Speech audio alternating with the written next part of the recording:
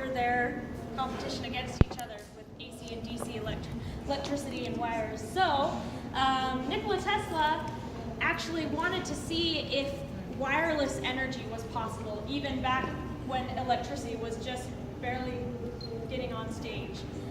He wanted to see if we didn't have to have wires and everything. So just imagine never having to charge your phone, because the energy and the electricity would just be around in the air. Your phone would always be charged. You never have to plug in a lamp or do anything like that.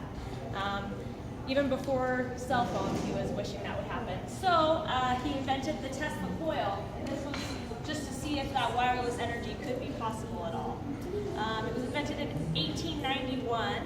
A few reasons it didn't really get picked up off the ground.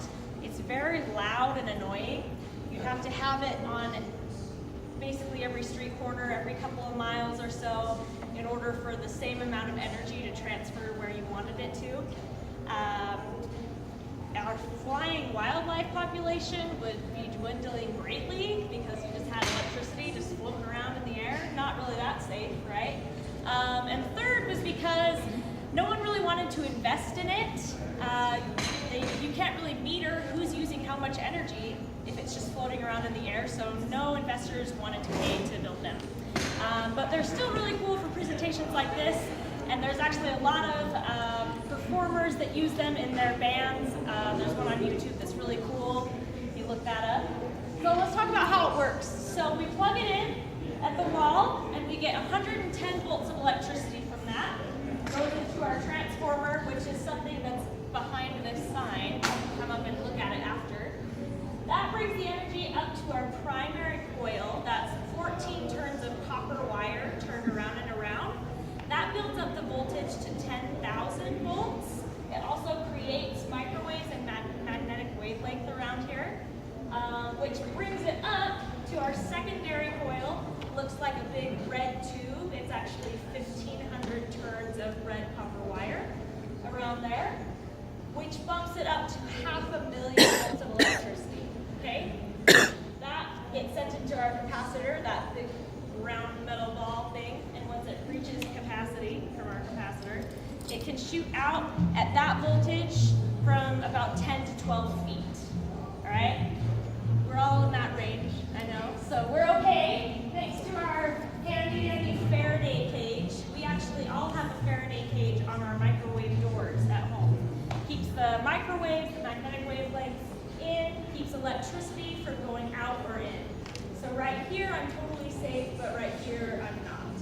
So I'm touching it right now. When I turn it on, I will not be touching it, and I recommend that you don't touch it as well. It wouldn't kill you because the amps are very low, but a voltage shock like that could send you to the hospital for several weeks. So stay away when I turn it on. If you have any other questions about Nikola Tesla, how awesome he was, or how this thing works, just let me know.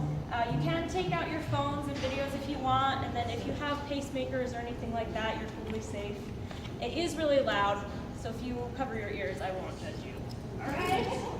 Okay, so can you start a 5-second countdown for me? 5, 4, 4, 3, 2, 1.